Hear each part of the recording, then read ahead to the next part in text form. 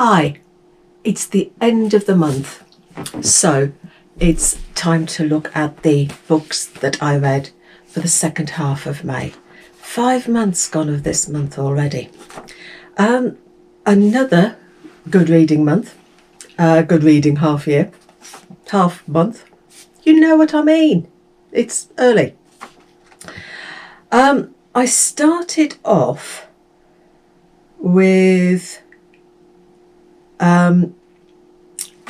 Annette Galley Arc that comes out on the, let me just find it, the 8th of June, so not far away. And it's The People Watcher by Sam Lloyd. And this was a very juicy thriller almost. You've got Mercy, who is a night person. She's frightened of daylight. She suffers terrible vertigo. And at night she goes around watching people and giving little touches of kindness. And then she meets Lewis, who she has a connection with. And he prefers to give little touches of violence rather than little touches of kindness. And there are lots of twists. You're given nuggets about Mercy's backstory. You wonder all the time, is Lewis good or bad? You do feel terrible sympathy for Mercy. She's, you really do. And you spend the whole time wondering about Lewis.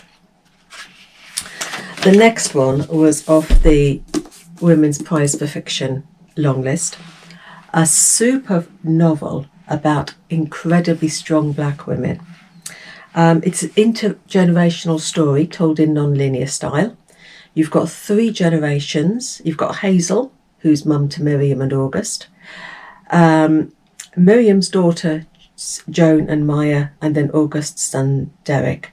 And the book begins with Miriam coming home to Memphis after an abusive marriage and escaping. And we go back and forth in time. You learn about these women, about their loves, their losses, their heartbreaks, and you learn about the women in the community, this strong community who bind everything together. Traumatic at times.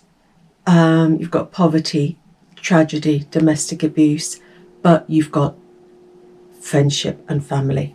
A great novel. The next one was Annette Galley Arc that comes out in June, 22nd of June. And this is 4 Seasons in Japan by Nick Bradley. And this, it's one of those lovely, gentle reads. The writing's warm but not over sentimental. You've got 2 young people trying to find their way. And you've got a book within a book.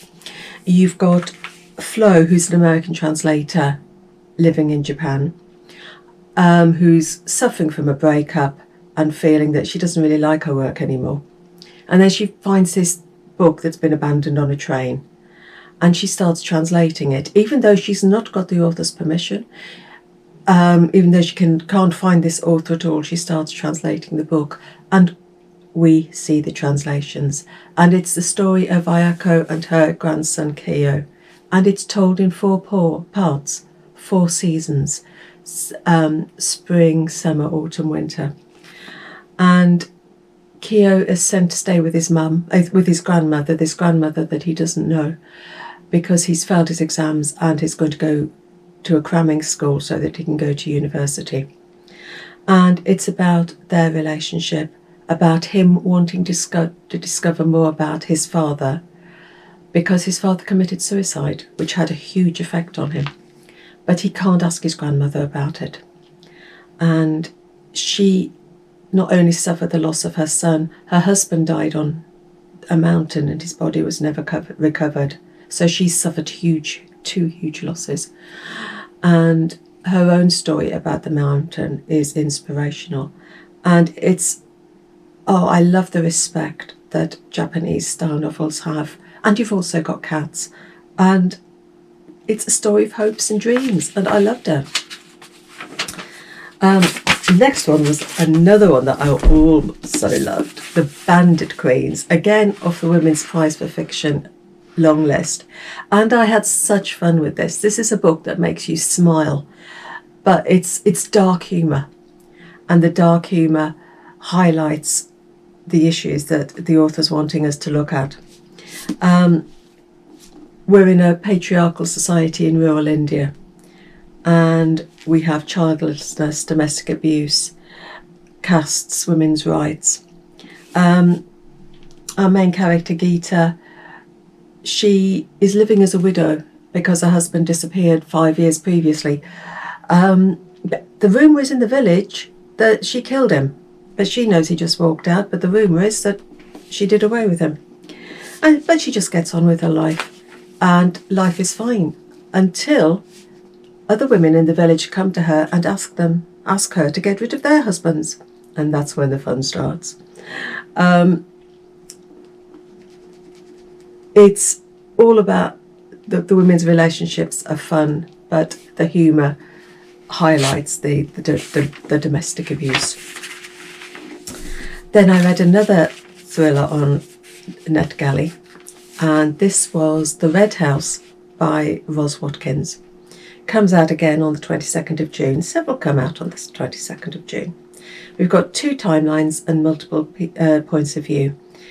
In 2002, the Flowers family were shot dead, and all of them, except 5-year-old Celestine, who escaped, and her teenage brother Joseph.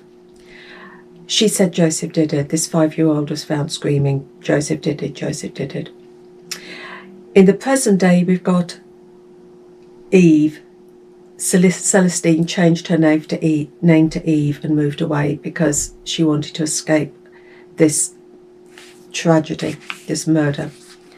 And her brother Joseph is in a coma and living with his grandmother Peggy.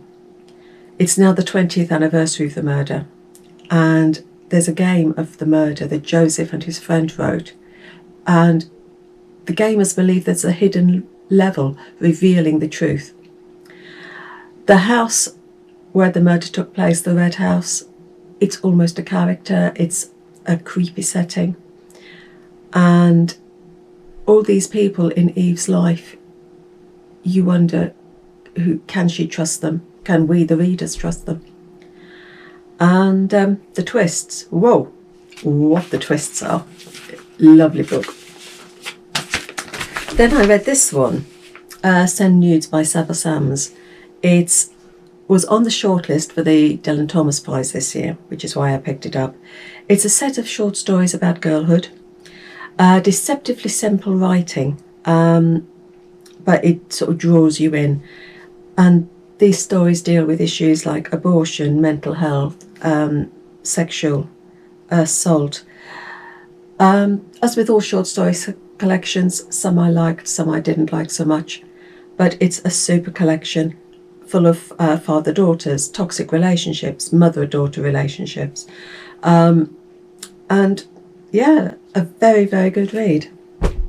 And the final one that I read this half of the month is The Rachel Incident by Caroline O'Donoghue, which comes out again on the 22nd of June. And this is about friendship and love, heartbreak and loss. And we're in Cork in the 2000s. And the book starts with Rachel in present day. The first chapter is Rachel in present day, and then we go back to her final year at uni, where she's working in a bookshop. She meets James, who she becomes instant friends with, and they become housemates. She's also got a crush on her professor, her English professor, and with James they do this book launch for Professor Byrne's book, so that she can get closer to him in more ways than one.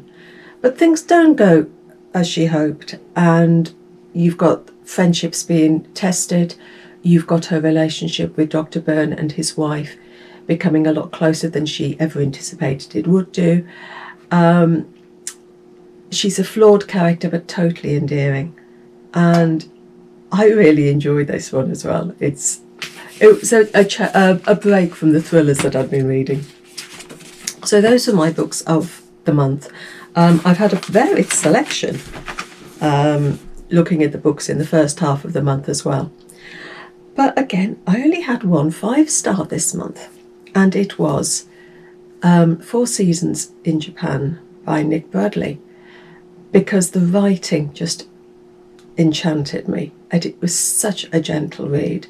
The Japanese culture, the cats, the relationships between the young and the old that you get in Japan, the stories. Oh, I just loved it. And the book, the story of the book within the book. Brilliant book. Well, I thought it was brilliant anyway. So that was May. We're now heading to June. We've got the Carnegie Prize being announced in June. I think that's June. Pretty sure the Women's Prize for Fiction is announced in June. So I'll be coming back before those to let you know who I think ought to win. And then we'll see what June brings as well with my reading. So have a brilliant month. Happy reading. Take care. Bye.